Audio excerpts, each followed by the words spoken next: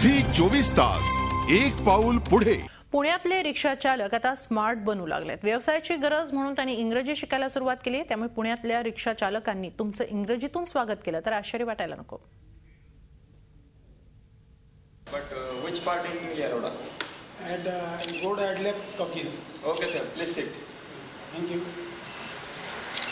Okay, thank you sir. Have a nice day. Good day sir. Thank you. अस्खलित नसलं तरी कामापुरतं इंग्रजी हे रिक्षा चालक बोलू लागलेत। आज पुण्यात देशविदेशातून प्रवासी येत असतात। त्यांच्याशी आत्मविश्वासानं संवाद साधण्यासाठी पुणेकर रिक्षा चालकांनी इंग्रजीचे धडे गिरवायला सुरुवात केली।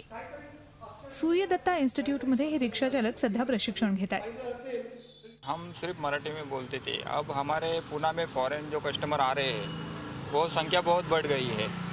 उनके साथ बात करने में हमें दिक्कत होती है, लेकिन अब हमने जो 1 महीने का जो कोर्स किया है उससे हमें बहुत फ़ायदा हो गया है कि जब भी आप फॉरेन कस्टमर हमारे पास आते तो हम उनसे कुछ ना कुछ तो बोल सकते हैं अंग्रेजी में।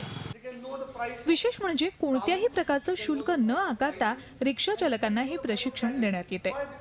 हे प्रशिक्षण पूर्ण करणाऱ्यांचा खास प्रशस्तीपत्रक देऊन गौरवही करण्यात येतोय।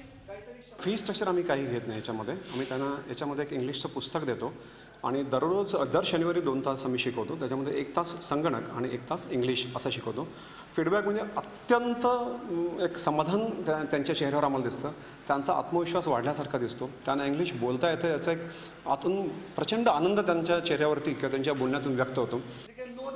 या रिक्षा चालकांना संगणक वापराचं सुद्धा प्रशिक्षण देण्यात येत आहे। आतापर्यंत सुमारे 300 रिक्षा चालकांनी या प्रशिक्षण वर्गाचा लाभ घेतलाय। पुणेकर रिक्षा चालकांच्या स्मार्टनेसमध्ये यामुळे भर पडेल। त्यामुळे पुणेरी भाषेतली अस्सलता आणि इंग्रजीतलं मार्दव याचं फ्युजन आता पुण्यात पाहायला मिळू शकतं।